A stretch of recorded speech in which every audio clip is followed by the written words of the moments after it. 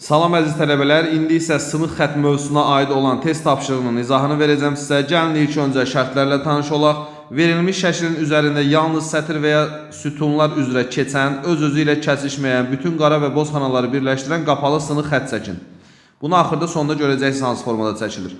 Xətt boz xanalardan düz keçməli, yəni boz xana görürsünüz, məsələn buradadır boz xana. İçərisindən düz keçməlidir, ya belə, ya da belə. Bunu testin gedişində görəcəyik.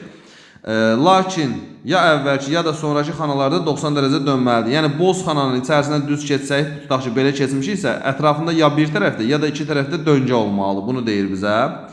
Daha sonra xətt qara xanalarda isə 90 dərəcə dönməlidir. Yəni məsələn biz görürük ki, burada belə bir qara xana verilibsə, həmin qara xananın içərisində həmin sınıq xətt qırılmalıdır. Onu testin gedişində görəcəyik ki, hansı formada olasıdır.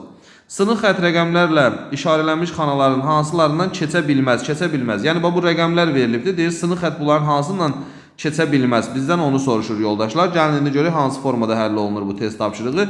Yaxınlaşdırıram testi. İlk öncə yadınıza saxlayın ki, əgər küncdə qara veribsə, kənarda qara veribsə, birinci bundan başlamaq lazımdır. Tələbələrimiz artıq bu qaydanı bilirlər. Bilməyənlər də daxil olub YouTube kanalımızdan sınıq xətt mövzusunu axtarıb onun izahına baxa bilərlər. Gördüyünüz kimi künc hissədə qara rəng verilib. Bunun bir tərəfindən xətt girməli, bir tərəfindən də çıxmalıdır və qara xananın içərisində xətt 90 dərəcə qırılmalı idi. Bu barədə bizə məlumat verilibdir. Bu küncdə verilən qara xanalar üçündür. Kənarda verilən qara xanalarda isə soldan və yaxud da sağdan hardan istəyir xətt gəlsin, məcburdur ki, mərkəzə doğru bir xətt çəkək. Çünki 90 dərəcə sınma olmalıdır. Ona görə də kənarlarda verilən qara xanalardan mərkəzə doğru bir xətt aparıram.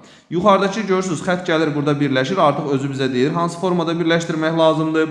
Biz onu çəkdik və eyni zamanda gördüyünüz kimi yuxarı hissə birləşdi. Artıq bura bu hissəni almışıq. Daha sonra yoldaşlar aşağıdan gedən xətt gəlir üçünün içərisinə və buradan da qara xananın içərisindən gələn xəttlə birləşir. Biz qapalı sınıq xətt almalıyıq. Bunu isə ən sonda görəcəksiniz. Başa düşməsəniz video izahı yenidən bir də izləyin.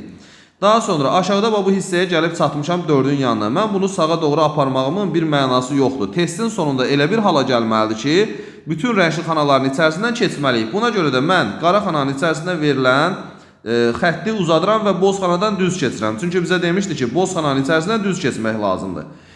Əziz tələbələr, yadınıza saxlayın, boz xanaları kənara doğru birləşdiriblərsə, burada spiral deyirik, biz belə bir qayda deyirik tələbələrə izah zamanı. Həmin o spiralı çəkməliyik. Bu spiral da o deməkdir ki, iki paralel xətt mütləq burada olmalıdır. Həmin o iki paralel xətti, baxın, gördüyünüz kimi burada çəkdim. Həmin yuxarıdakı xətt gəlib aşağıdakı boz xanadan çıxan xəttlə birləşir. Görürsünüzmü? Boz xananın ətrafında sınıq xətt sındı. Bayaq da elə bir qayda demişdi bizə. Daha sonra yuxarıda mən hər iki xətti birləşdirirəm və bu düz xətti mən səbəbsiz yerə döndürə bilmərəm deyə gəlirəm aşağıda qara xananın içərisinə. Sağa doğru getməyə məcburam, çünki burada verilmiş boz xananın içərisindən də keçməliyəm. Yuxarıdan gələn xətt də həmin xanadan keçərək aşağıdakı xəttlə birləşir. İndi fikir verdiyiniz kimi bizə demişdi ki, qapalı sınıq xətt alınmalıdır. Gördüyünüz kimi qapalı sınıq xətti, qapalı sınıq xətt o deməkdir ki, bu xətti çəkdikdən sonra bunun içərisi olmalıdır. Çəkdikdən sonra bizə nə sual vermişdi? Sual vermişdi ki, hansı xanalardan keçə bilməz? Gördüyünüz kimi 1-dən keçdi, 4-dən keçdi, 3-dən keçdi, amma 2 və 5-dən keçməmişdi. Gəlin görək cavabımız nə olacaq? Sualımız açıq sual imiş. Buna görə də düzgün cavabımızı götürürük. 2 və 5. Bu formada həll edə bilərsiniz.